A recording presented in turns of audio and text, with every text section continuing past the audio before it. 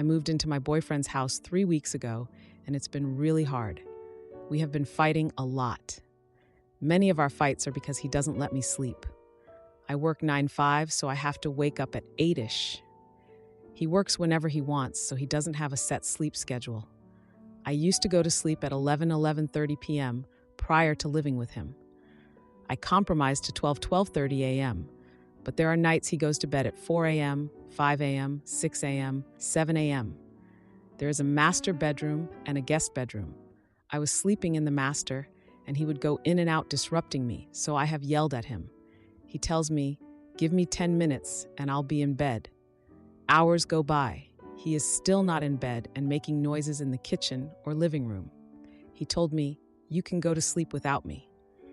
There is a lot of noise when he comes into the master, and he says that's where all his things are, so he needs to go in and out. I tried sleeping in the guest room, does not have a lock, but when I do so, he comes in there and disrupts my sleep instead of just going in the master. I have only been getting 5 to 6.5 hours of sleep for weeks now, very broken. Yesterday evening, I told him I have a doctor's appointment at 8 a.m. before work, so I have to be up at 6:30-ish. I got ready for bed at 10 p.m. in the guest room and was watching TV on my computer with a plan to go to sleep at 11 p.m. I put a note on the door saying, "I have to be up early. Please be considerate." I fell asleep at 11:30-ish with my eye mask on, fan on for white noise, always use this, sleep podcast, and he came in 3 times while I was sleeping and woke me up. He was drunk, turned on the light, pulled up my eye mask. I begged him every time to let me go to sleep because I have to be awake early. Then he started making a lot of noise in the hallway, saying he was having 8 strippers over and making intimacy noises in the bedroom.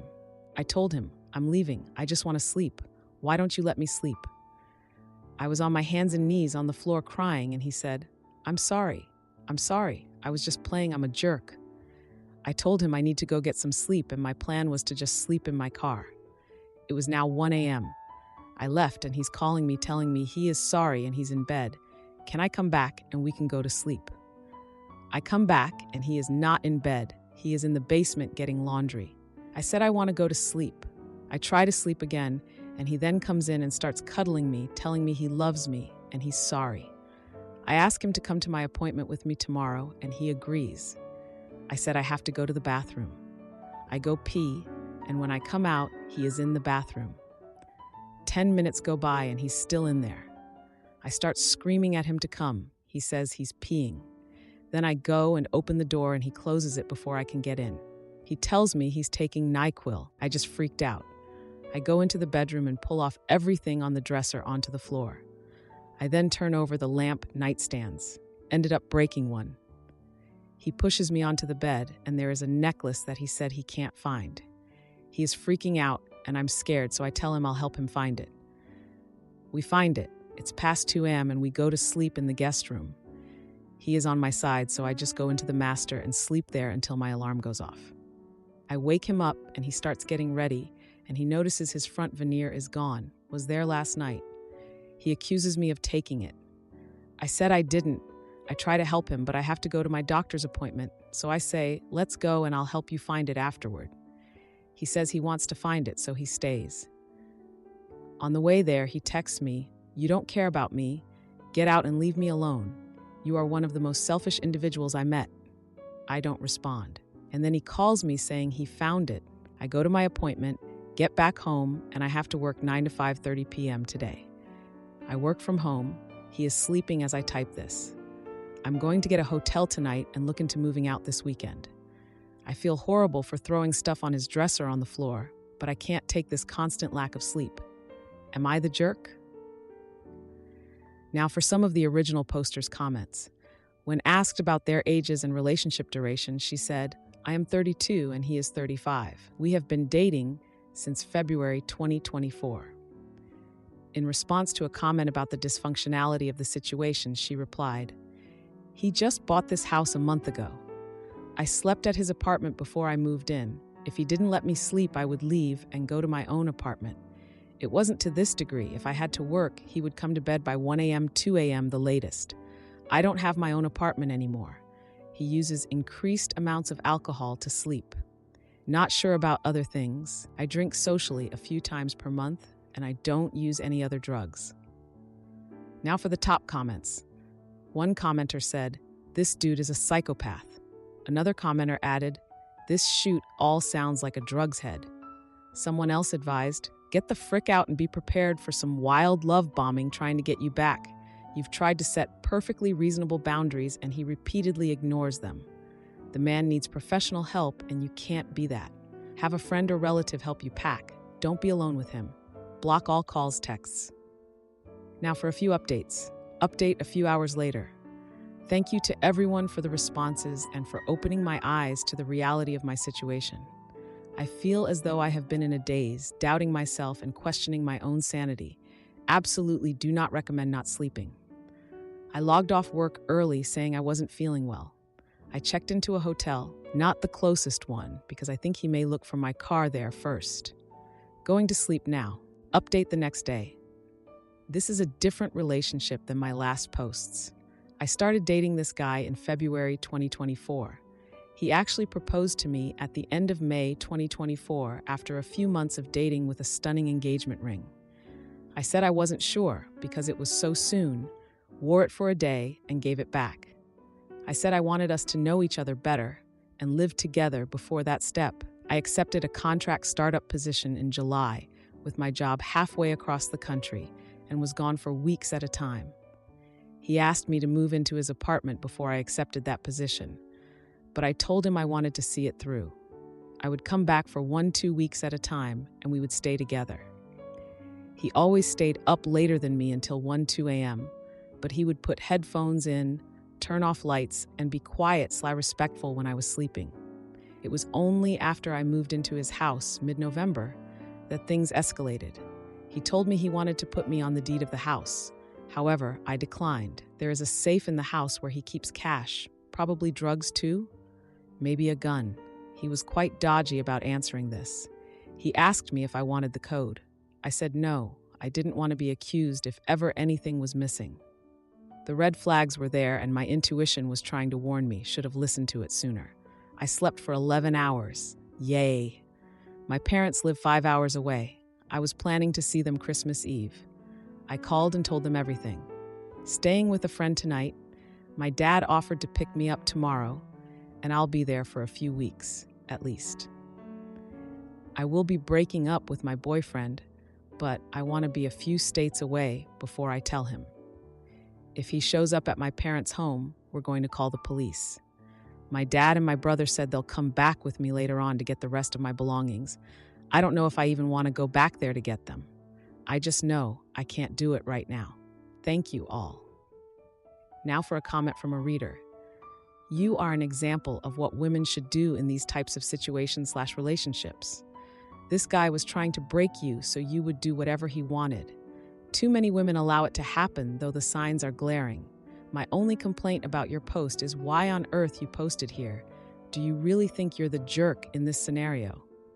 Then the original poster replied, I did. I felt like the jerk at the time of this post. I have never had a situation where I barged into the bathroom while I knew someone was in there, screamed and yelled at them while banging on the door, tossed someone's belongings off their dresser, broke lamps and damaged someone else's property, in their house nonetheless. I have never been violent before.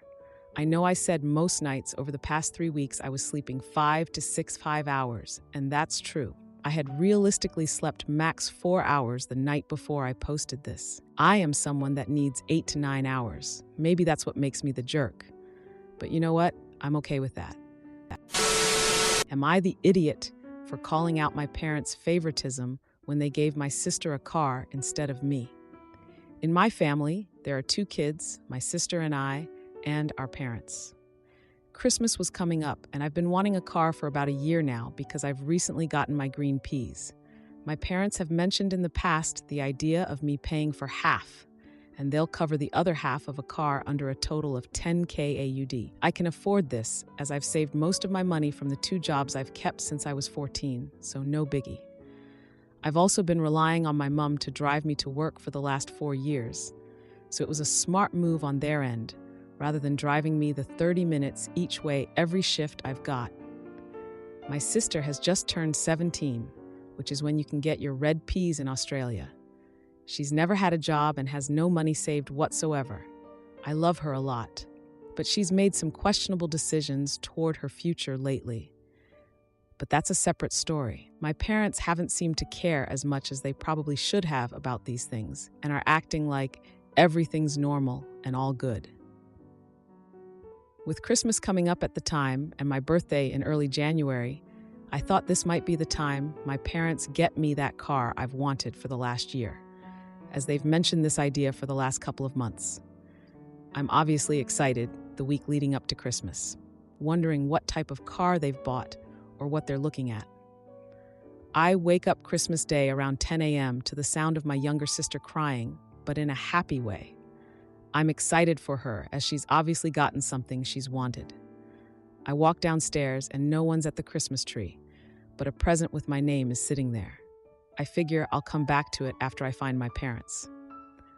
I check the front door, and it's wide open. I walk out to the driveway to see a brand new blue Hyundai i30 sitting in the driveway with a big ribbon on the front, around $25,000. My sister is at the side of it, crying with my parents' arms around her. I ask who it's for, and my parents tell me her. I probably could have handled this better, but I stormed back into the house, closed my door, and stayed in there for the rest of the day. I didn't go with my family to see everyone else for Christmas because of how annoyed I was.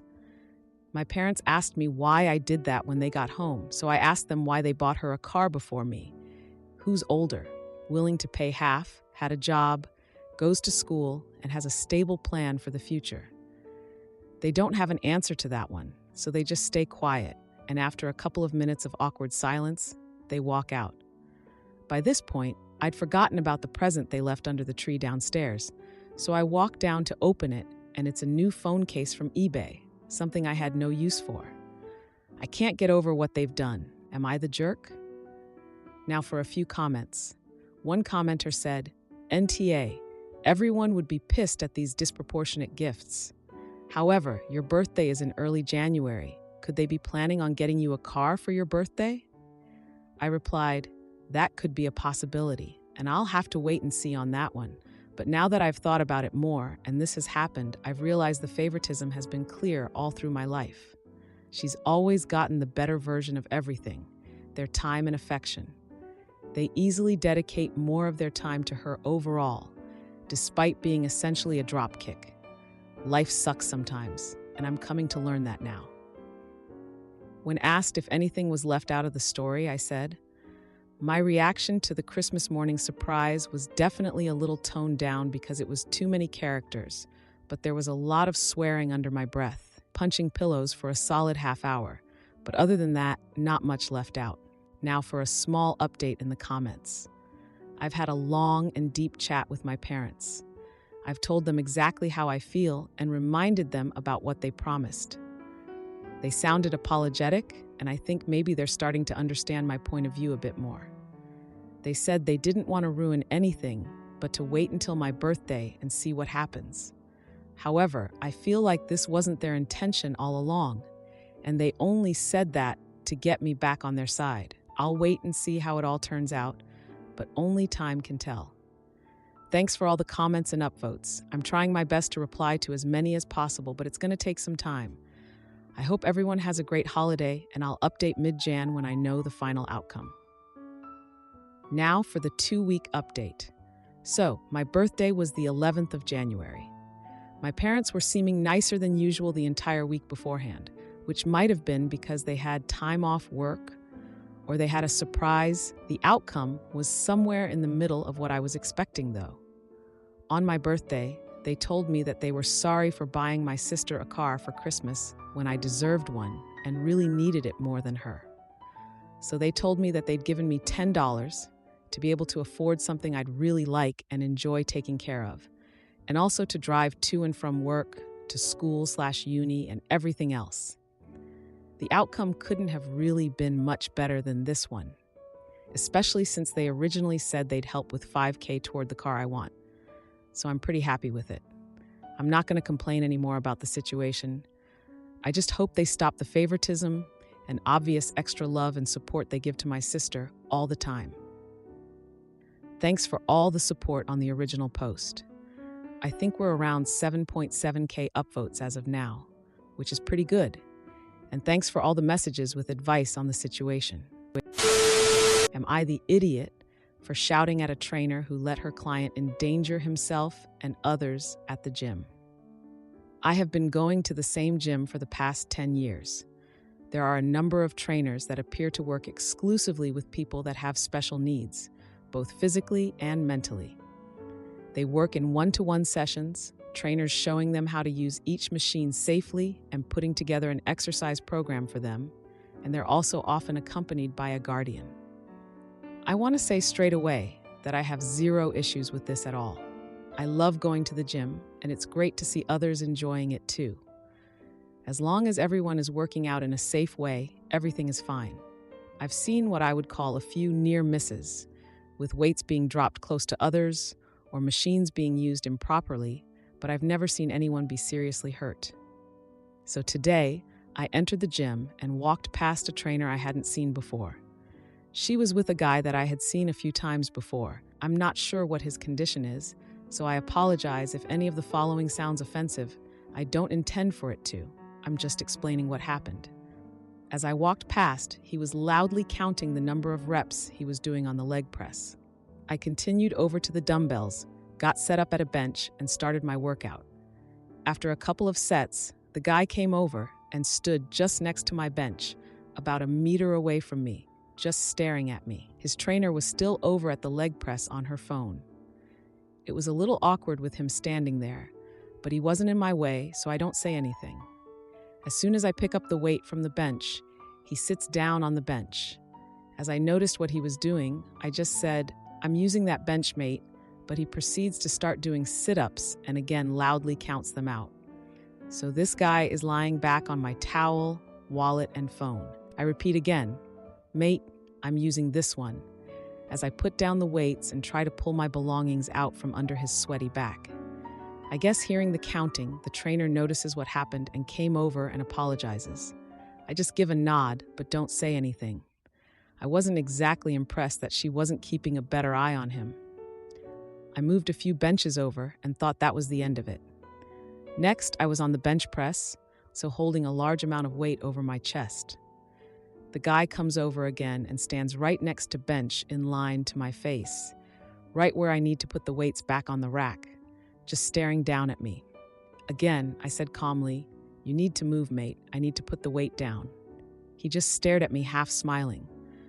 I asked him twice more, and he just continued staring, not a single sign that he had understood or even heard me. So I called out loudly for help. Luckily, the trainer heard, again coming over to apologize and pull him out of the way. I put the weight back and then said to her that she needs to keep an eye on him, because he's going to end up getting himself seriously hurt. Some time passes without incident. They're on the other side of the gym, and I'm on one of the cable machines doing tricep pushdowns. I get to my last rep of my last set, and just as I push down, 50 kilograms or 110 pounds of metal raised in the air. From out of nowhere, this guy lets out a huge scream and lunges at the raised weight stack in front of me. Now, this is what went through my head in the moment. I'm on my last rep, so I probably had about 2 seconds that I could hold the weight before my muscles failed and the weight came crashing down. With that weight, there was a good chance that he would be seriously injured, lost, crushed finger, broken hand, arm, etc. I knew that my last attempts of speaking calmly had yielded zero response from him, and I didn't have time to call for his negligent trainer to come and help. I screamed at the top of my lungs, "Get away from it." The guy jumped back like he'd had the fright of his life. I lowered the weights and immediately turned around, enraged and looking for the trainer. Well, she was already on the way over, no doubt because she'd heard me yell. "What the hell are you doing? Did you see what he just did?" I ask, as the guy starts loudly crying. She comes over and asks why I would yell at him, since he doesn't know any better. I again asked if she'd seen what happened, and that he was almost seriously hurt. And yeah, he didn't know better, which is exactly why she should have been there to watch him. I guess the guy's guardian, maybe his mother, unsure, had heard everything as well. She came in, and the trainer immediately tells her that I yelled at him for standing too close.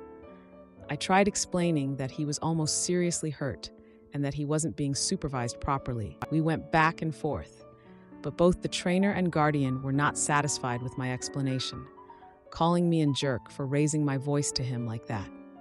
Next thing I know, they've called one of the other trainers from the gym who told me to leave and that they'd be suspending my membership before I was able to explain to him my side of the story.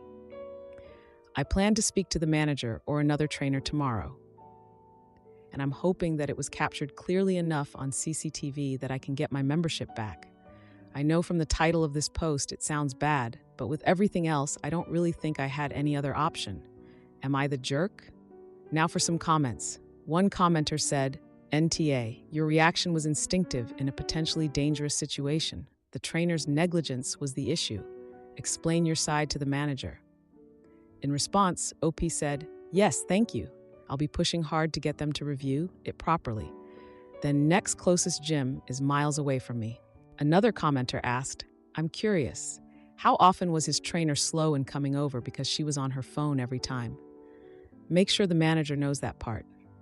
I've never seen such an inattentive trainer. Shame on her, and I hope she loses her job." OP replied, "Pretty much every time I looked over, she was on her phone. When I was on the bench, though, I couldn't see her since I was lying down, but I think it's safe to assume that's what she was distracted by." Now for the update. Had a lot of people asking for an update, so here it is. Thank you everyone for the advice. I'm a stress head, so I was playing the events over and over in my head all last night. Your comments helped keep me calm and feel more positive about the whole thing. So for the update, I went by the gym this morning and asked to speak to a manager about what happened yesterday. They agreed to see me. I explained everything as I had in my post and asked if they could review the CCTV to see what actually happened and possibly reinstate my membership. I said that I believe the trainer yesterday had misrepresented what happened, as a lot of you pointed out, to hide the fact that she was not neglecting the guy she was meant to be supervising. Surprisingly, he said that this wasn't the first time they had received complaints about that trainer. He said she'd only been there 2 weeks and has already had a complaint from both a client and another trainer from the gym, though he didn't go into detail about what those complaints were. He said to leave it with him and he'd get back to me. About an hour ago, I got a call from the manager saying he'd reviewed the footage and it was consistent with my story. The first 2 interactions I had with him, with the dumbbells and on the bench press, were clear in the footage. The third time was apparently obscured by some other equipment, but he said it was enough to see the guy approach me from behind without the trainer, and he was willing to take my word about what happened next. My gym membership had been reinstated, and they've given me the next 2 months free. I think I'll be putting that money I saved towards a nice bottle of whiskey. He also said not to worry about the trainer. She won't be around anymore. So, I think it's safe to assume she lost her job. Hopefully this is a wake-up call for her, and she won't be putting anyone else in harm's way in the future. Thank you again all for the support and advice.